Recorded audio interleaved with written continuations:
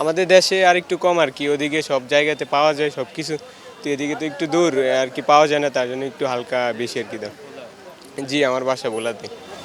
সেখানে কিরকম আপনি আজকে যেমন ধরেন কারণ বাজারে আপনি সবজির দাম কিরকম দেখলেন আর ভোলায় কিরকম পার্থক্যটা কিরকম? পার্থক্য হচ্ছে আমাদের দেশে যেমন টমেটো কেজি কত 5 টাকা 10 টাকা, আর এখানে যেমন 20-30 টাকা। কারণ কি আমাদের দেশ থেকে তো এগুলো আসে, একটু বাড়াতে বাড়াতে খরচে, তার জন্য আর কি বেশি রাখা হয় এখানে।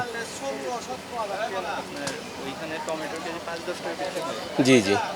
আর অন্যান্য আরো যেগুলো দেখছেন অন্যান্য যেমন শশা, এখানে একটু বেশি আর কি, আমাদের ভোলাতে একটু কম।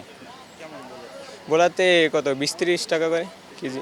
জি জি। মেন কথা হচ্ছে কৃষকরা কষ্ট করে অতটা আয় করতে পারে না, কারণ কি দালালেরা মানে দালালি করে এদিকে সব কিছু নিয়ে আসে কম দামে, কিন্তু এদিকে বিক্রি করা হয় বেশি আর কি। আচ্ছা, কি মনে হয় এটার কোনো সমাধান আপনার কাছে?